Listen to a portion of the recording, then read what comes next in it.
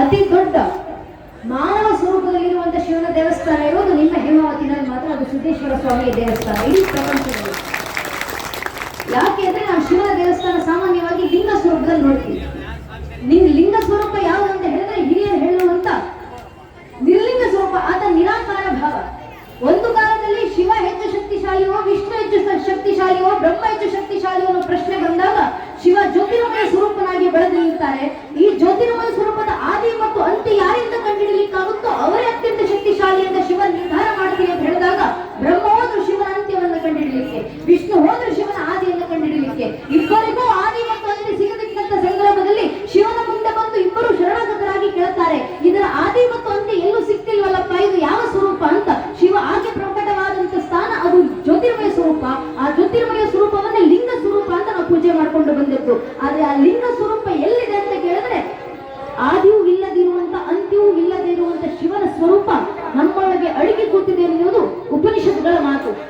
ದ್ವಾಸುಪರ್ಣ ಸಂಯುಜಾಸಕಾಯ ಸಮಾನ ವೃಕ್ಷಂ ಪರಿಶಸ್ವ ಜಾತಿ ಎಂದು ಉಪನಿಷತ್ನಲ್ಲಿ ಹೇಳ್ತಾರೆ. ಹೃದಯ ಗರ್ಭದಲ್ಲಿ ಒಂದು ಮರ ಇದೆಯಪ್ಪ, ಆ ಮರಗಳ ಬೇರಿನ ಮೇಲೆ ಇಬ್ಬರು ಪಕ್ಷಿಗಳು ಕೂತಿದ್ದಾವೆ. ಆ ರಂಬೆಗಳ ಮೇಲೆ ಕೂತಿರುವಂತ ಇಬ್ಬರು ಪಕ್ಷಿಗಳಿಗೆ ಒಂದು ಪಕ್ಷಿಗೆ ತಿನ್ನುವ ಹಠ, ಆದ ಜಗತ್ತನ್ನು ನೋಡಬೇಕು, ಜಗತ್ತನ್ನು ದುಡಿಬೇಕು, ಜಗತ್ತನ್ನು ಕರ್ಮ ಮಾಡಬೇಕು, ಜಗತ್ತನ್ನು ಅನುಭವಿಸಬೇಕು. ಇನ್ನೊಂದವರ ಪಕ್ಕದಲ್ಲಿ ಒಂದು ಪಕ್ಷಿ ಕೂತಿದೆ, ಆ ಪಕ್ಷಿಗೆ ಜಗತ್ತಿನ ಚಿಂತೆ ಇಲ್ಲ, ತಿನ್ನುವ ಚಿಂತೆ ಇಲ್ಲ, ವ್ಯಾಪಾರದ ಚಿಂತೆ ಇಲ್ಲ, ಅವನಿಗೆ ಯಾವುದೂ ಚಿಂತೆ ಇಲ್ಲ, ಎಲ್ಲವನ್ನು ಮೀರಿದಂತ ತ್ರಿಗುಣಾತೀತನಾಗಿ ನಿಂತಿದ್ದಾನೆ. ಆ ಪಕ್ಷಿ ಸದಾಕಾಲ ಪಕ್ಕದಲ್ಲಿರುವಂತಹ ಪಕ್ಷಿನ ಗಮನಿಸ್ತಾ ನೋಡುತ್ತಂತೆ, ಜಗತ್ತು ಜಗತ್ತಂತೂ ಒಟ್ಟಿಲ್ಲಪ್ಪ, ಜಗತ್ತಿನ ಆದಿಯಾದಂತ ನಾನೇ ನಿನ್ ಪಕ್ಕದಲ್ಲಿ ಕೂತಿದ್ದೀನಿ, ನನ್ನ ಕಡೆ ಯಾಕೆ ತಿರುಗಿ ನೋಡೋದಿಲ್ಲ ಅಂತ. ಯಾವತ್ತು ಪಕ್ಕದ ವೃಕ್ಷಿ ಭಗವಂತನ ಕಡೆ ತಿರುಗಿ ನೋಡುತ್ತೋ ಅವತ್ತು ಭಗವಂತನಲ್ಲಿ ಸಮೀಕೃತನಾಗ್ತಾನೆ. ಸಮೀಕೃತನಾದಂತ ವ್ಯಕ್ತಿ ಯಾವ ರೀತಿ ಬೆಳಿತಾನೆ ಅಂದ್ರೆ ಈಶಾವಾಸ್ಯ ಉಪನಿಷತ್ತಿನ 5ನೇ ಮಂತ್ರ, ತದೇ ಜತಿ ತನ್ನೇ ಜತಿ ತದ್ದೂರೇ ತದ್ದಂತಿಗೆ ದಂತಸ್ಯ ಸರ್ವಸ್ಯ ತದುದರಸ್ಯಾಸ್ಯ ಬಾಹ್ಯತಃ. ಎಲ್ಲದರ ಒಳಗೂ ಎಲ್ಲದರ ಹೊರಗೂ ಎಲ್ಲದರ ಒಳಗೆ ಚಲನಾಶಕ್ತಿಯಾಗಿ ಎಲ್ಲದರ ಹೊರಗೆ ಚಾಲನಾಶಕ್ತಿಯಾಗಿ ಇಡೀ ಜಗತ್ತಿನ ಪ್ರಕೃತಿಯ ಕಣ ತೃಣಗಳನ್ನು ಕೂಡ ಆವರಿಸಿಕೊಂಡಿರುವಂತ ಒಂದು ಶಕ್ತಿಯಾಗಿ ಒಬ್ಬ ಜಗತ್ತಿನಲ್ಲಿ ಭಗವಂತ ಎದ್ದು ನಿಲ್ತಾನೆ. ಆ ಭಗವಂತನನ್ನ ಕಣ್ಣು ಮುಂದೆ ಕಾಣಬೇಕಂದ್ರೆ ಅತ್ತ ನಿರಾಕಾರ ಸ್ವರೂಪ ಕಾಣ್ಲಿಕ್ಕಾಗೋದಿಲ್ಲ. ಮತ್ತೆ ಹೇಗೆ ಕಾಣಬೇಕು ಅಂತ ಬಂದಾಗ ಒಂದು ಮಾನವ ಸ್ವರೂಪದಲ್ಲೂ ಕೂಡ ಇರಬೇಕು ಅನ್ನೋ ಕಾರಣಕ್ಕೆ ನಿಮ್ಮ ಊರಿನಲ್ಲಿ ಶತಮಾನಗಳ ಹಿಂದೆ ರಾಜರ ವಂಶಸ್ಥರು ಬಂದು ಮಾನವ ಸ್ವರೂಪದಲ್ಲಿ ಶಿವನ ಅವತಾರವನ್ನ ಕಟ್ಟಿಟ್ಟು ಹೋಗಿದ್ದಾರೆ. ಈ ರೀತಿ ಆಗತ್ತಾ ಅಂತ ಇಲ್ಲಿನ ಹಿರಿಮೆ ಮಹಿಮೆ ನಮ್ಮಲ್ಲಿ ಎಷ್ಟು ಜನಕ್ಕೆ ತಿಳಿಯುತ್ತಿರೋ ಗೊತ್ತಿಲ್ಲ. ಆದ್ರೆ ಸಿದ್ಧನ ಸ್ವರೂಪದಲ್ಲಿ ಕೂತಿರುವಂತಹ ಆ ಸಿದ್ದೇಶ್ವರ ಸ್ವಾಮಿ ಪ್ರತಿಯೊಬ್ಬ ಮಾನವಿಗೂ ನೆನಪಿಸ್ತಾನೆ, ನೀನು ಹುಟ್ಟಿರೋದು ಸಾಮಾನ್ಯವನಾಗಲ್ಲ. 84 ಲಕ್ಷ ಜೀವರಾಶಿಗಳ ನಂತರ ಒಂದು ಕಾಲದಲ್ಲಿ ನಾನು ನೀನು ನಾಯಿಗಳ ದೇಹದಲ್ಲಿರ್ಬೋದು, ಯಾರಿಗ್ ಗೊತ್ತು. ಒಂದು ಕಾಲದಲ್ಲಿ ನಾವು ನಿಮ್ಗಳು ಇದೇ ಆತ್ಮ ಯಾವುದೋ ಒಂದು ಆನೆಯಲ್ಲಿ ಇರ್ಬೋದಿತ್ತು, ಯಾವುದೋ ಒಂದು ಇರುವೆಯಲ್ಲಿ ಇರ್ಬೋದಿತ್ತು, ಯಾವುದೋ ಒಂದು ಕ್ರಿಮಿ ಕೀಟ ಕಲ್ಲು ಗಿಡ ಮರ ಪಕ್ಷಿಯಾಗಿ ಬದುಕಿರ್ಬೋದಿತ್ತು. ಅಂತ 84 ಜೀವರಾಶಿಗಳನ್ನ ದಾಟಿ ಇವತ್ತು ಮಾನವರಾಗಿ ಬಂದು ನಿಂತಿದ್ದೀನಿ. ಮಾನವ ಏನಾಗಬೇಕು ಅಂತ ಕೇಳಿದಾಗ ಮಾನವನಾಗಿ ಉಳಿಯೋದಲ್ಲ, ಸಿದ್ಧನ ಸ್ವರೂಪದಲ್ಲಿರುವಂತಹ ಸಿದ್ದೇಶ್ವರನಾಗಿರುವ ಸ್ವಾಮಿ. ಅದಕ್ಕೆ ನಮ್ಮ ಹಿರಿಯರು ಹೇಳಿದ್ದು, ಗಾಯಂತಿ ದೇವತಿಲಿ ಗೀತಗಾಳಿ ಧನ್ಯಸ್ತದೆ ಭರತಮೂ ಭಾಗ್ಯ ಸ್ವರ್ಗಾಪವರ ಸ್ಮಗಮಾರ್ಗಭೂತ ಭವಂತಿ ಭೂಯ ಪುರುಷ ಸುರತ್ವಾತ್. ಭವಂತಿ ಭೂಯ ಪುರುಷ ಸುರತ್ವಾತ್ ಅಂತ ಹಿರಿಯರು ಹೇಳಿದ್ರು. ಹಂಗಂದ್ರೆ ವಿಷ್ಣು ಪುರಾಣದ ಮಾತಿದು. ಭಾರತದ ದೇಶದಲ್ಲಿ ಹುಟ್ಟಿರುವಂತ ಪ್ರತಿಯೊಬ್ಬ ಮನುಷ್ಯನಿಗೂ ದೇವನಾಗಬಲ್ಲ ಸಾಮರ್ಥ್ಯ ಇದೆ. ದೇವನಾದ್ರೆ ಯಾವ ರೀತಿ ಆಗ್ತಾನೆ ಅಂದ್ರೆ ಅದು ಸಿದ್ದೇಶ್ವರ ಸ್ವಾಮಿ ಅಂತ ಆಗ್ತಾನೆ ಅಂತ ಹಿರಿಯರ ಮಾತನ್ನ ಜೀವಂತ ಸಾಕ್ಷಿಯಾಗಿ ನಿಮ್ಮ ಹೇಮಾವತಿಯಲ್ಲಿ ಕಣ್ತುಂಬಿಸ್ಕೊಳ್ತಿದ್ದೀವಿ ನಾವು.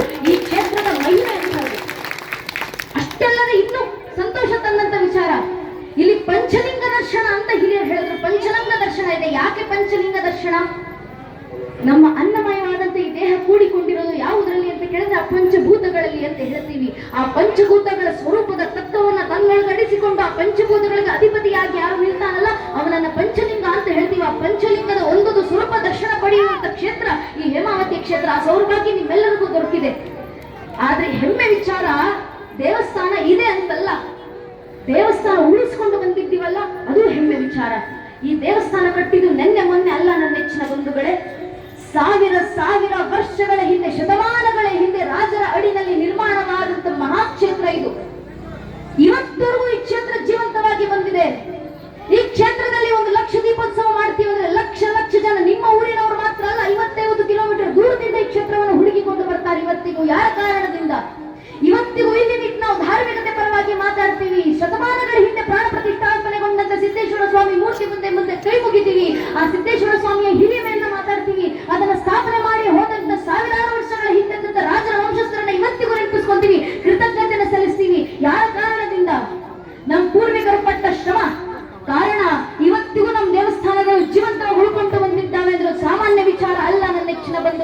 ನನ್ನ ಕಣ್ಣು ಮುಂದೆ ಒಂದು ಪಲ್ಲಕ್ಕಿ ಇದೆ, ಆ ಪಲ್ಲಕ್ಕಿನಲ್ಲಿ ಭಗವಂತನ ಉತ್ಸವ ಮೂರ್ತಿಯನ್ನ ಕೂರಿಸಿ ಊರೆಲ್ಲ ತಿರುಗಾಡ್ಕೊಂಡು ಬರ್ತೀವಲ್ಲ, ಸಾಮಾನ್ಯ ವಿಚಾರವಾ?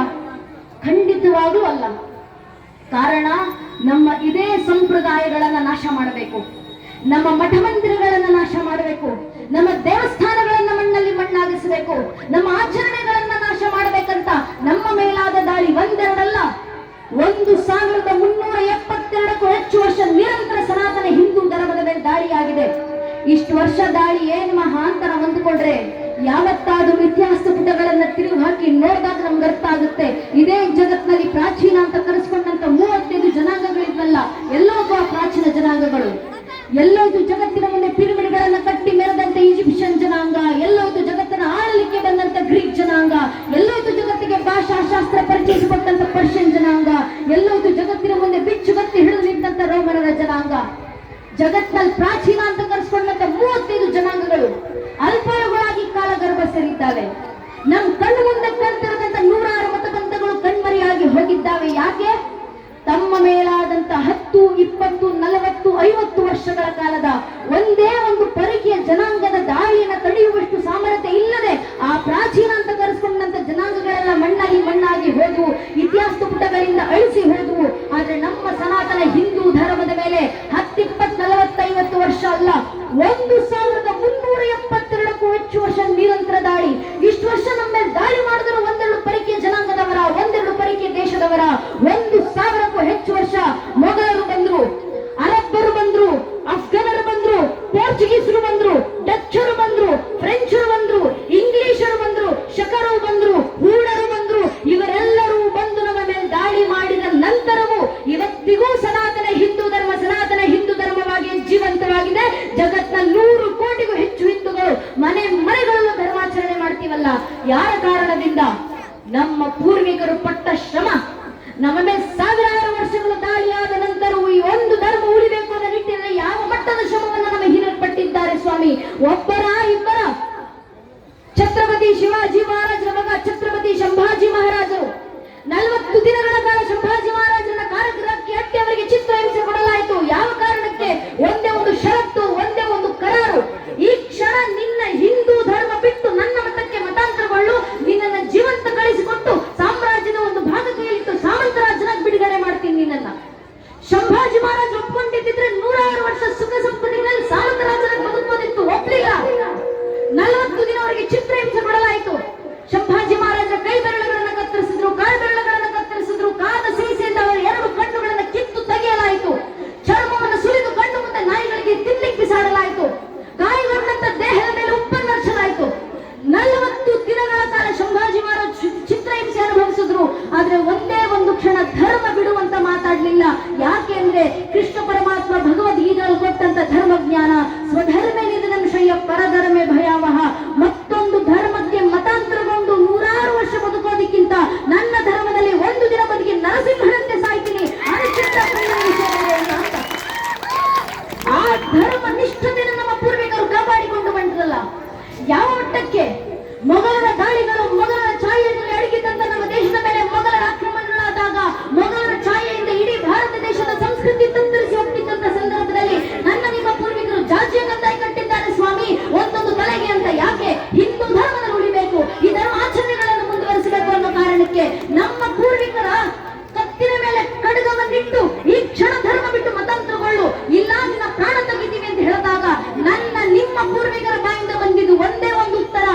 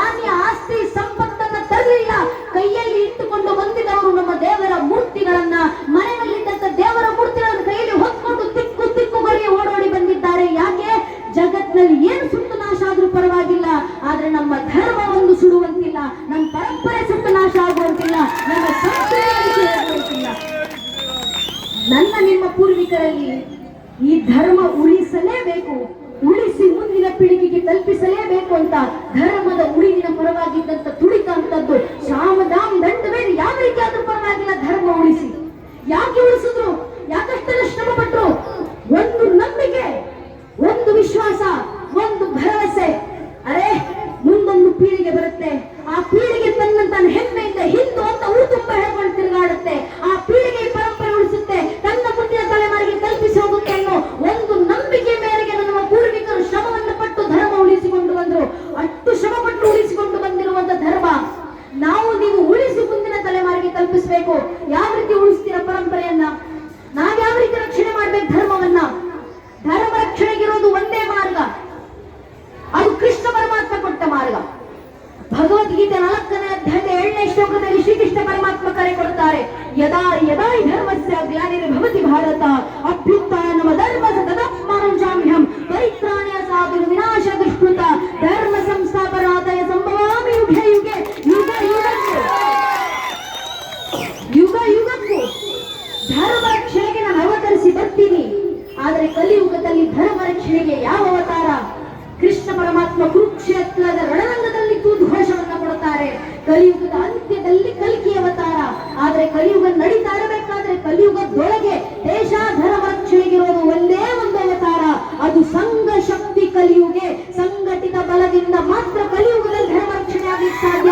ಆದ್ರಿಂದ ಸಂಘಟಿತರಾಗಬೇಕು ಹಿಂದೂ ಸಮಾಜ. ನಾವು ಸಂಘಟಿತರಾಗಬೇಕಿತ್ತು, ಆದ್ರೆ ನಮ್ಮ ದೌರ್ಭಾಗ್ಯ. ಯಾವ ಪರಿಸ್ಥಿತಿಯಲ್ಲಿ ಇದ್ದೀವಿ ನಾವು ಹೇಳ್ಕೊಳ್ಳಿಕ್ಕಿದ್ದೀವಿ?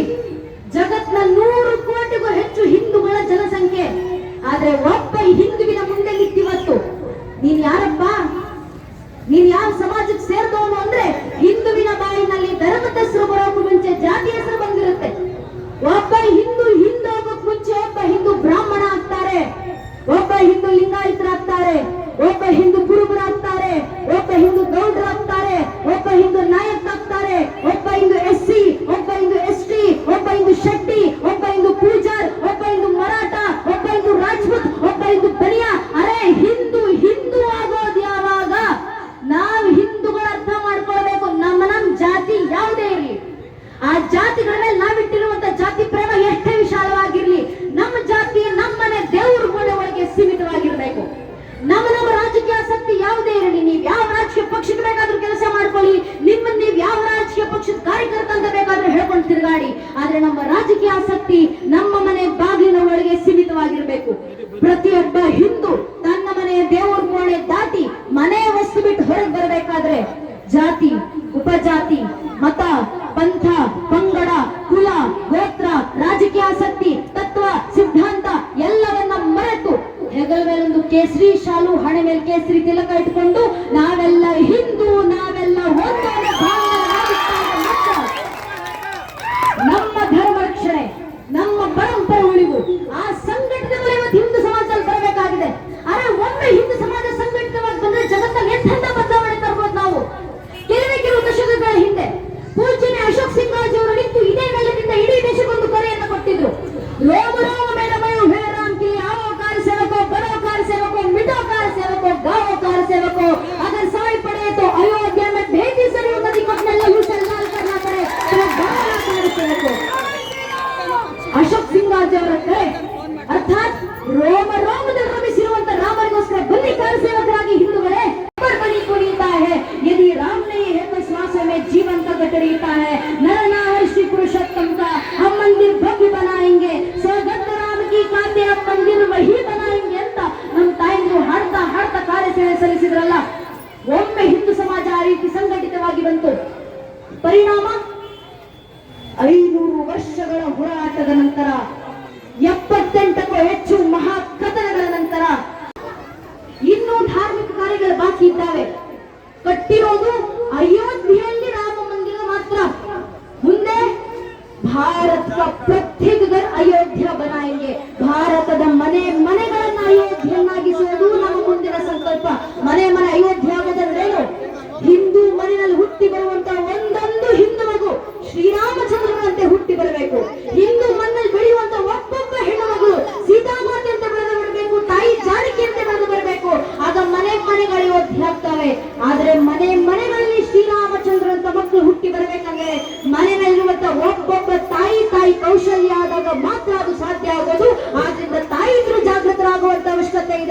ಮನೆಯ ಪೋಷಕರು ಜಾಗೃತರಾಗುವಂತ ಅವಶ್ಯಕತೆ ಇದೆ.